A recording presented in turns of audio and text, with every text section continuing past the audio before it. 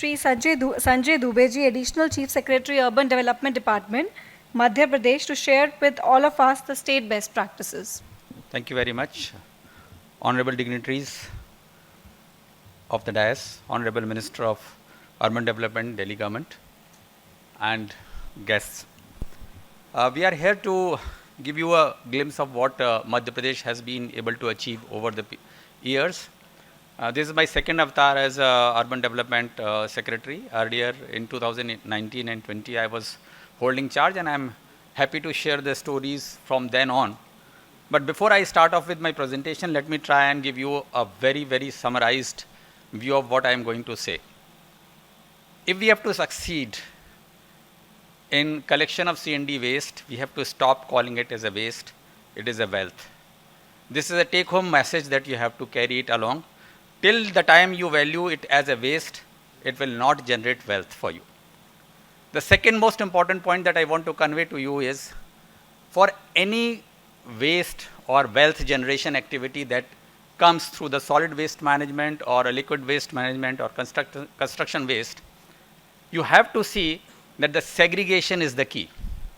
If you don't segregate the wet and the dry waste, if you don't segregate the medical waste versus the home waste, chances are that you would incur losses and you will never be able to succeed.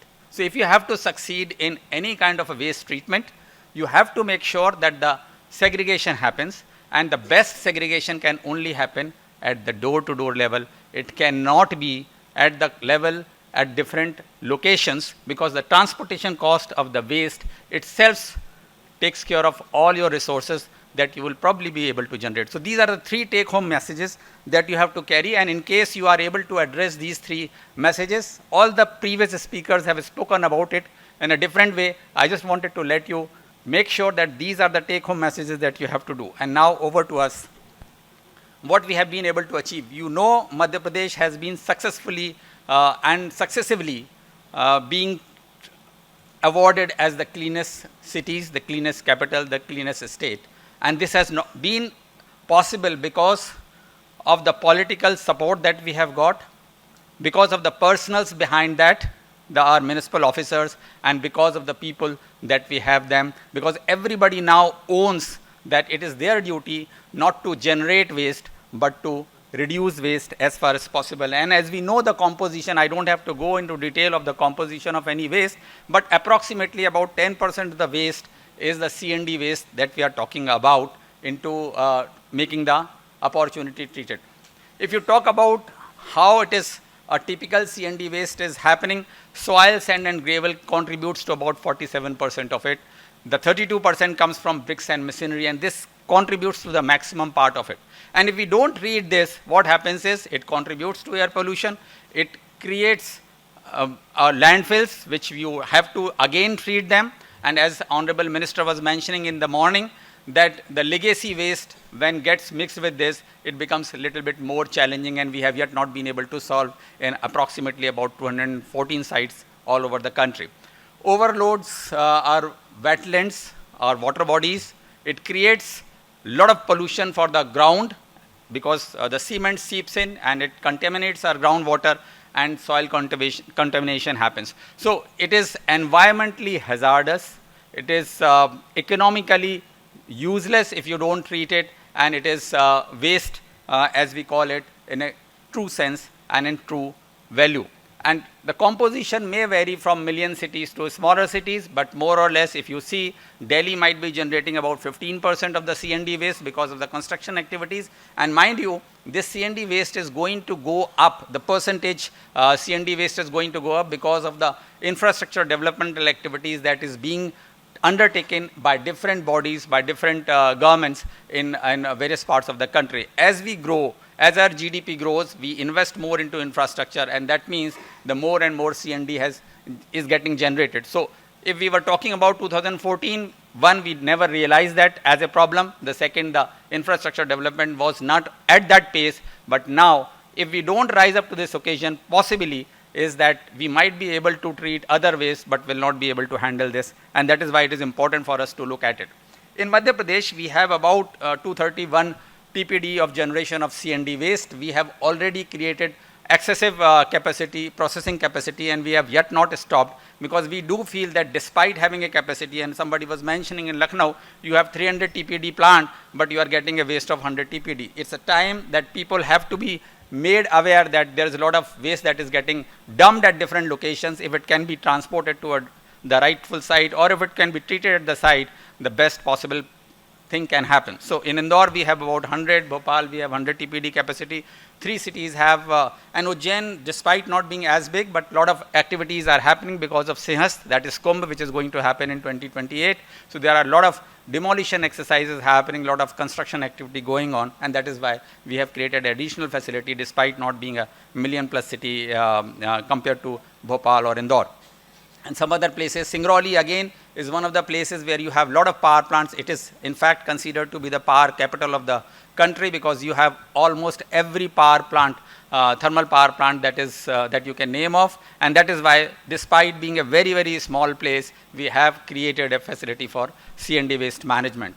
We all know that about 90% of the waste, C&D waste, can be recycled. Somebody was mentioning that approximately 99% is being treated. We need to learn from them that what needs to be treated for the remaining 10 to 12%, but essentially it is used in the paver blocks, the cement concrete blocks, and the other advantages or other usages have not picked up that well. But as we grow in economic sense, we are sure that there will be many more opportunities, including the pots that you have, the clay pots that we generate, the plant spots that we have. There is an opportunity that we need to explore so as to make sure that all the production or the utilization of the waste happens.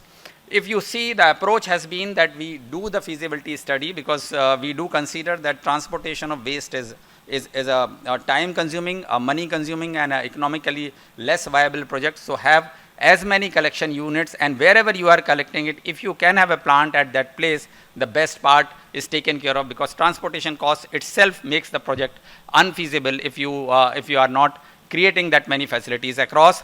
You have to do a environment impact study, because you can't process the waste in locations where it is residential locations. You have to have little bit away from it, because there is a dust which gets generated because of this. You also have to be very careful about selection of the technology. Though it is not very, very difficult a technology, yet you have to see as to how you are segregating, and depending upon how the segregation is happening, what kind of mix is there in the C&D, you have to choose the technology, and it may vary from place to place, from location to location, and cities to cities.